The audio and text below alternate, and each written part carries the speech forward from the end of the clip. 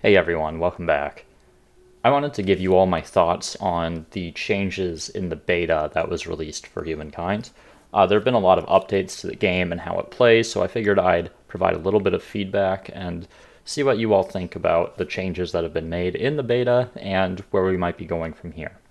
So let's just start with some of the bigger changes, and I'm not going to cover everything. This is just my initial thoughts. So let's start with stability.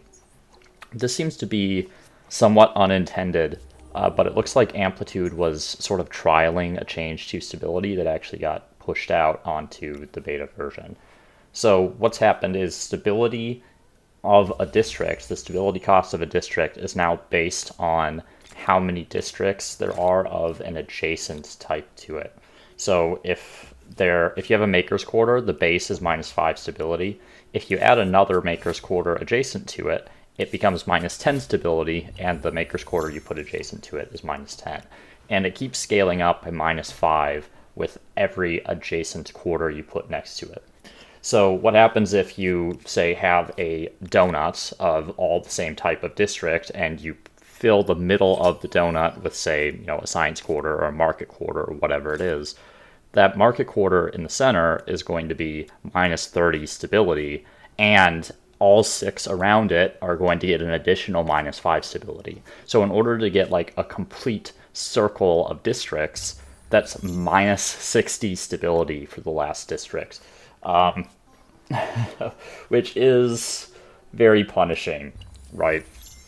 And it's a little odd to me that they would trial something like this, because a lot of the outputs, particularly in the late game, are really based on adjacency bonuses rather than exploitations. And yes, there was a problem with stability before, and that it was way too easy to maintain it. But they've also made so many other changes in this version of the game, particularly related to the cost scaling of districts and as well to manufactories, which impacts your stability, that it becomes very difficult to actually maintain these sort of very efficient blocks of districts that are providing you a large number of outputs. I do think it discourages the adjacency a little bit too much, this particular change to stability. We'll see if it actually makes it through to the game. Amplitude has done things unintentionally before and decided that they liked it and actually implemented it.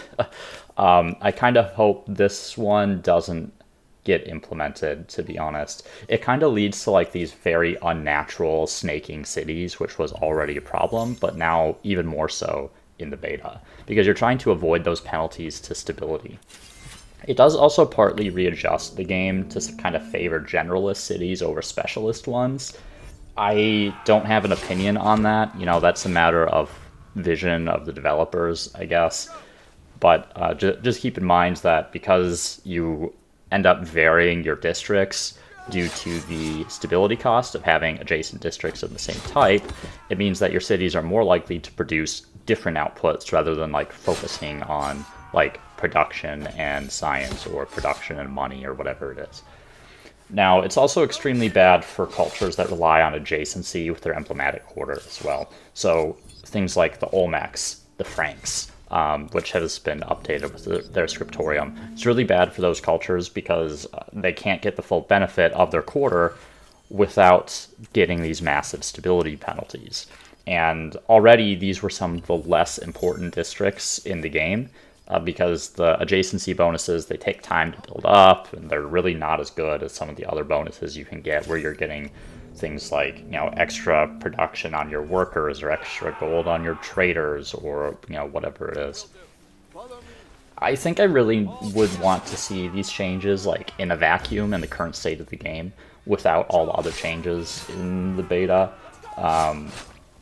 I think this, how should I put this? The change to stability, particularly with the district cost scaling, so fundamentally reshapes how you play the game that it's really impossible to judge the other changes and what their impact on the game might be if the stability change is actually unintended.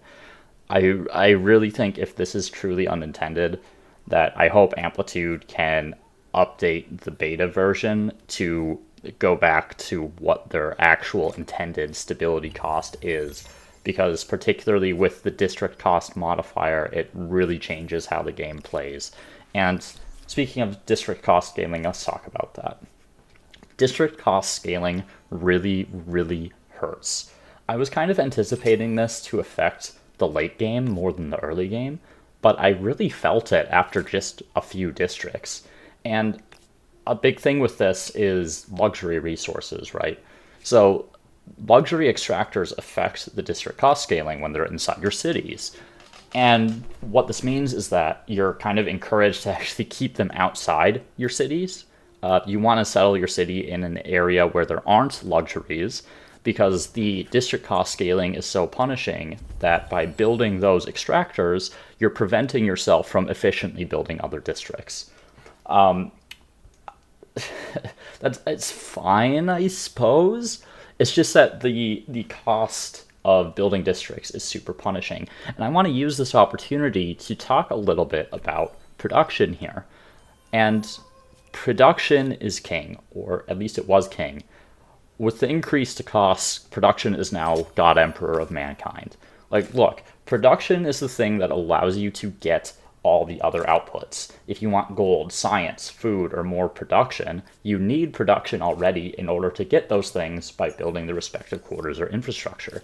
You can kind of do it with money too, but it's less effective, particularly since there aren't any money exploitations and adjacency scaling is lower than makers' quarters.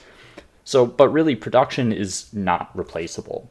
Even for those focusing on food, like the number of slots you have for your population is determined by the number of districts that you have. So you need to be able to produce those districts in order to use all your pops. And the slots are just less efficient than the district anyway. They really just supplement the outputs to the district rather than providing you with like a primary good output. So what the district cost scaling has done is taken builders from being clearly better than other cultures most of the time to basically being a requirement in order to complete the game. The cost scaling is so harsh and affects you so early that it becomes really slow to build things unless you've invested a lot in production already. And the scaling encourages these highly efficient districts rather than having a lot of lower efficiency, lower output districts. And just managing stability is way harder, which means you want fewer districts with higher outputs. Turns out builders have those efficient districts. It also increases the value of Landraiser, because if you focus on other things, you need the ability to build stuff by converting your other outputs to be like anything resembling efficient. So now, because it's more expensive to produce things, the value of production has actually increased. So my first game I played as the Nubians into the Axumites, and my first great obelisk that I was building at the start of the classical era was something like 10 or 11 turns to produce, or like a 5k gold buyout or something like that if I didn't put any production into it.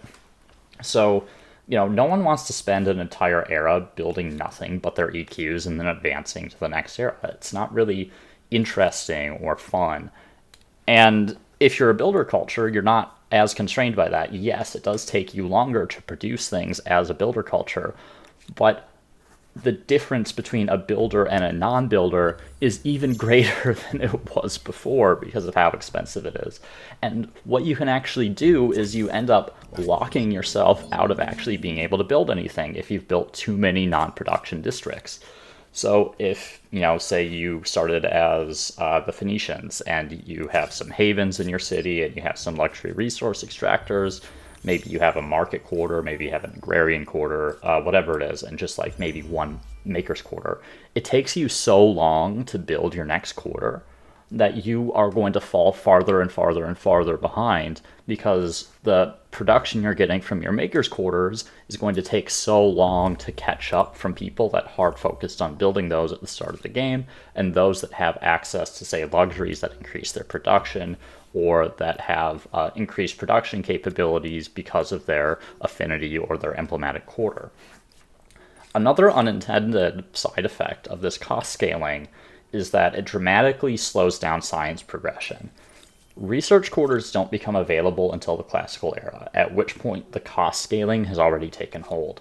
So those that have hard focused production are going to be able to support building science quarters, but everyone else can't really afford them. And even for those that did focus production, you can't build quite as many of them because they're more expensive to produce.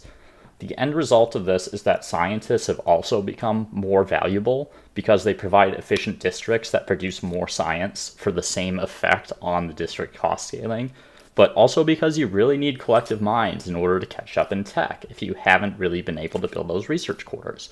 So personally, I found like I practically need to take the JUS on almost every single game because that's where I've really, really started to fall behind in tech, and I need access to collective minds in order to get through the tech tree. I think another side effect of this cost scaling that is partly intended is that population is way more important in the early eras. I say it's intended because the food consumption formula was also adjusted such that pops consume less food as a base, but it scales harder as you get more population. I think the breakpoint is about like 12 pops, where it becomes more expensive to maintain your population compared to what is currently the live version. This ends up helping everyone except for the agrarians because you don't need as much food.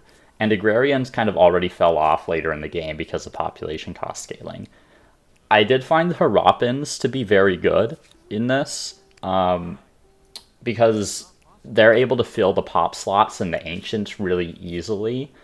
And those were really important supplements to your outputs because of how long it took to get your districts online. And the Harappans just filled those really easily. And particularly if you're attaching outposts, you'll have a decent number of slots to fill. But after that, the value of food just goes downhill really quickly.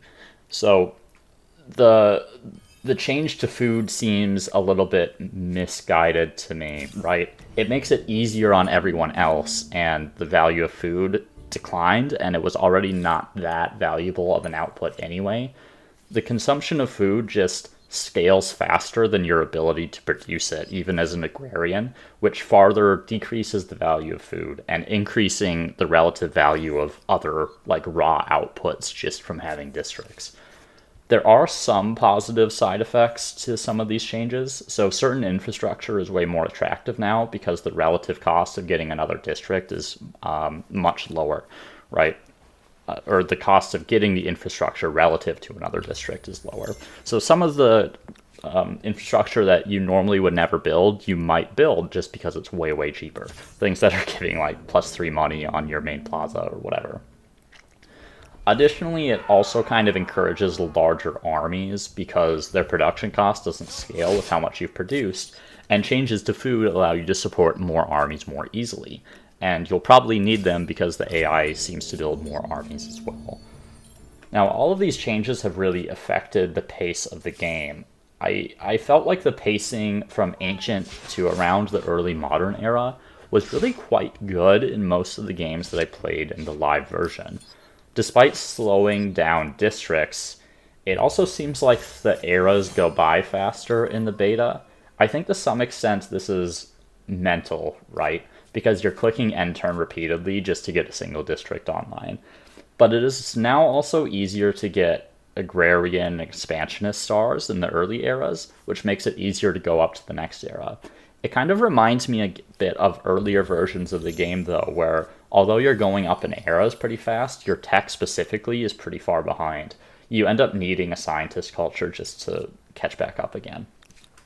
I do think at the end of the day that just stability was the core of the issue that they're trying to fix here. The problem wasn't how quickly you could produce the districts, but the number of them that you could produce because stability wasn't a limiting factor, specifically after getting manufactories. I think there's a case to be made that builders in general just provide too much industry as well. It's really the most important output in the game, and so long as that remains true, it needs to be treated as such. The idea that like a district that provides food or money should provide an equal amount of food or money as like an equivalent builder district provides industry is just absurd, because industry is far more important than those two outputs. So I do think the industry scaling in particular, if all you're doing is increasing the cost of getting more districts, all you're doing is increasing the value of builder cultures, which were already some of the best cultures in the game. It's the scaling hits a little bit too early, I think, and even farther discourages building things other than production districts because it's just so expensive to build districts now. So if you build anything other than production, you're kind of soft locking yourself out of building districts because of the cost scaling. So yeah, that's I don't have anything written down for this. I couldn't think of a good way to phrase it. I think the developers here really need to articulate what their vision of the game balance looks like here. It feels like they're kind of trying to just, they're working towards a nebulous goal of what balance is. And from the outside looking in, it's hard to understand why some of these changes are being made because the effect of them is very obvious just by reading it. You don't need to play the game to understand that increasing the industry cost, being a core output of the game, the most important output of the game, increases the value of industry relative to other outputs. I would just like to see and understand where their end game is, what they envision the game looking like. Because you can't, if you come in and just say, well, I need to balance my game, and all these cultures need to be, equal and whatever, and, you're trying to get to a certain pace, you really need to step back and think, okay, what does the game actually look like? Do I envision players, swapping between cultures, and that picking certain cultures is really, really important to the game, like going between them? Or do I view them more as a supplement to the overall strategy? Do I envision players hard focusing on a single type of play throughout the game? How big should cities be? What kind of outputs should players be experiencing? How fast should the game be going? And I don't feel like I have a good understanding of where Amplitude wants to take all those different things. So it becomes harder to understand the changes that they're actually making. Anyway, so let's talk about some of the other changes. Another big one is manufactories, and this is a big issue in the live version, obviously. Manufactories have been changed to only provide local stability, it seems like. In some way, I kind of dislike the lack of control, right? So where you'll get your stability is determined by the map generation and a little bit how you attach your outposts rather than any kind of real input from the player.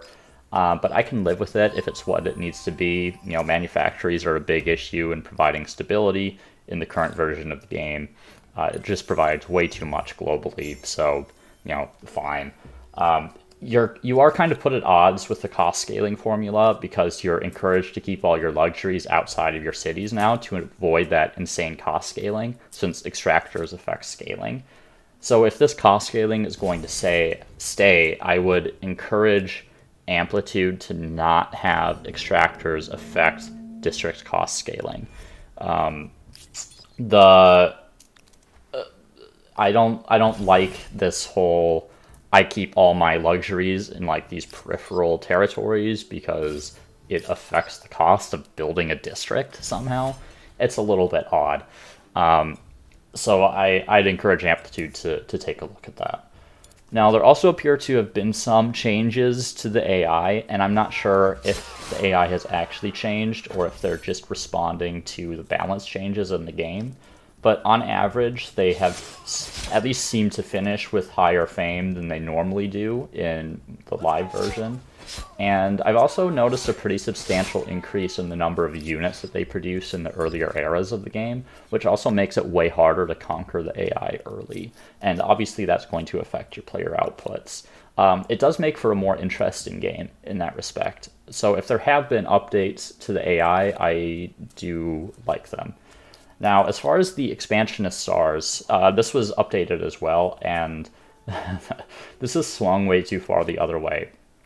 In my very first game on the beta patch, I got the maximum number of expansionist stars possible. I got 3-star expansionists in every single era. On standard size, I think it was like 4 territories in the ancient for 3 stars, I think this might have been on large actually. And previously it was something like 17 for 3 stars, or maybe 21 or something like that. I can't remember off the top of my head. Like, come on, there's got to be a middle ground here, right? Like, it's so obvious that this is awful that I have to assume it wasn't intended. Expansionist stars, I mean, it feels like they took the tiny map requirements and just applied it to every map size, which is not good. I mean, I got all my expansionist stars without even taking over my entire continent. So please update this. It's also really affecting the pace of era ups because you get your expansionist stars so quickly. So it's making it way easier to go up to the next era than it should be. So Neolithic has seen some changes as well, specifically revolving around trying to rein in the extended Neolithic, which is probably for the best. So specifically, the Mammoth combat strength has increased by +1, which makes it a lot harder to solo them with a tribesman. There's also been a change to upkeep for scouts who were previously free. They're now 1 upkeep. There's also a little bit of a buffer of 5 money before you start paying upkeep, so you're not like negative going into the Ancient with just a small handful of scouts. This does feel a bit like the game telling you how to play, but I do think the extended Neolithic was kind of dumb. In reality, there weren't really a lot of benefits to having a small tribe roaming from place to place over settling down, and obviously that's why we all settled down and started farming. There is a change to animal layers. They used to provide 20 food, which means every time you ransacked them, you would get a settler or a population or tribesman or whatever you want to call it. Now it gives 5 food, which is a pretty dramatic change. I think it'll probably not be worth getting those layers most of the time. It's more efficient to just find food or curiosities or hunt animals or whatever. So you might pillage them if you can end your turn there conveniently, but I do think this was a little extreme. I think I would have gone maybe to 10 food. So there have also been, there have been other changes. I do want to talk about industrial and contemporary pacing a little bit because the tech costs have increased. And I felt like the industrial era was about equal to the current industrial era in terms of how fast I could get through the era and how fast I could get the technologies and that kind of stuff. Assuming I wasn't like abusing the French, right? I haven't tried that yet. But I could really feel the tech slow down in contemporary. The great irony about this is that the value of late game science cultures has increased even more. And I don't think I've played a game yet where I didn't pick the Swedes or the Japanese for my end game. And part of this goes back to the fact that it's harder to have a larger number of science districts now thanks to the district cost scaling. And that results in lower science output across the board on top of increased tech costs. Like, look, industry and science are the 2 outputs in the game that aren't replaceable, and to a lesser extent influenced in the early game, but it's a non-issue at the moment. If all you do is increase the industry and science costs, it just makes the cultures that produce those things even more important, and they were already some of the best cultures in the game. Science and industry are not replaceable. So if you increase the cost of science and you decrease the availability of science, it increases the value of anything that can provide science, and they were already some of the best things in the game, particularly in the late game. So I had some issues, some issues with it. I'd really like to, I'd really encourage Amplitude to go back and re-examine this industry cost scaling because it's really affecting so much about the game at the moment. There have been some culture changes as well. Plenty of changes were fine. Turks in particular make more sense now. That 300% bonus was insane. The French are kind of whatever. You usually didn't build much of the district anyway because you just turned on collective minds to rush through the tech tree. Now, the cost of the Huns and Mongols EU increased and requires 2 horses. I think that change is probably fine. The Mongols sucked already, though, and they'll be even worse. They're kind of an AI-only culture. I don't think players will ever really make effective use of them. There was a nerf to the Hunnic Horde, though, and it's down to like 20 CS from 22. And I think all the changes combined might have tipped the Hordes and the Huns sort of overboard into being an AI-only culture, kind of like the Zulu, where the AI can make good use of it thanks to the bonuses they get to things like influence and combat strength, but really suck for the player. Now, the Harappans have had the adjacency bonus on emblematic districts reduced to +2 food rather than +3. Doesn't really matter at all. This seems like a super weird change to me, given the other changes that have been made. Now, the Khmer, everyone knows about the Barre at the moment. The change was supposed to provide +4 industry per adjacent river, which isn't that much. You know, if you have, say, 4 adjacent rivers, you'll get +16 industry, which is fairly comparable to a production district and industry quarter. And, you know, you're not going to have 4 adjacent districts everywhere in all your attached territories. And, you know, a lot of the time I found it's like you'll have maybe 2 or 3 rivers in most areas where you can have an adjacent district. Unfortunately, it wasn't implemented like this. And now it's providing +2 production per worker per adjacent river. So for every river that you have adjacent to the Barre, you're getting +2 production on your workers. So I had games where I was getting like +24 production on my workers from having Barres, which honestly is even more broken than it was before. So we may never be rid of how ridiculous the Khmer are. Anyway, the Franks, the scriptorium adjacency was changed to only work with research quarters rather than any adjacent district. The Franks were below average already, and influence isn't that important of an output. And particularly if this stability sticks around in its current form, this is a terrible change for the Franks.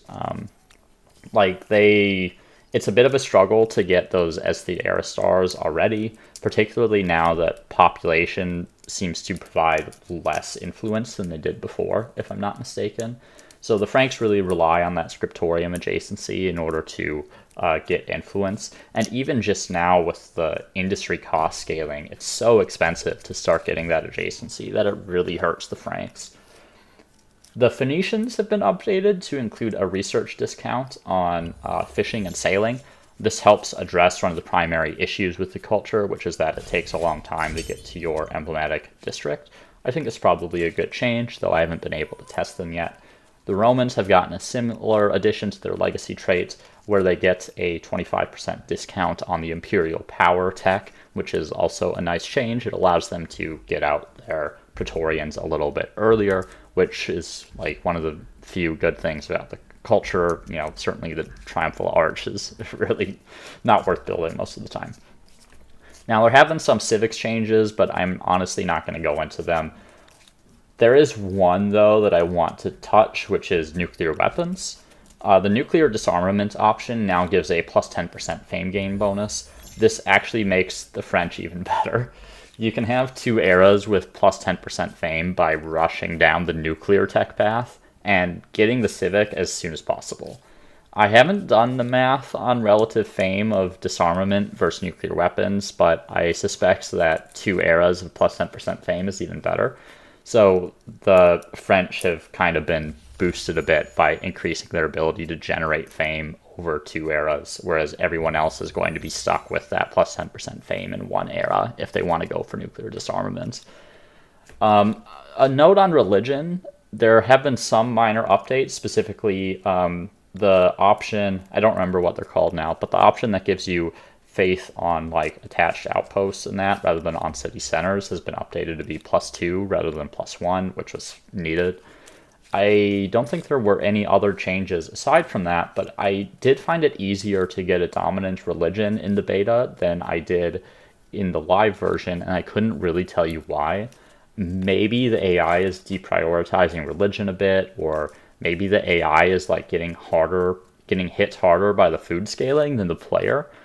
Normally the AI can maintain higher population because of their FIMS bonuses, but if it's harder to get higher population, the AI get hurt by that a little bit more. I couldn't tell you what the reason is, but regardless, I found religion a little bit easier in this version. Also, the buyout formula seems to be fixed now, which is good for merchants, and pot buyout also isn't completely insane like it was before, so that opens up a few strategic options for those that have higher populations. The district cost scaling does hurt merchants, though, since the base buyout price is more expensive. I'd still say merchants are in a bit of a better place as a result, though. There are some other changes. I just did want to make one last note here that there have been some changes to unit cards, and they look nice. Each culture has unique looking generic units based on their culture, which really adds some life to the game.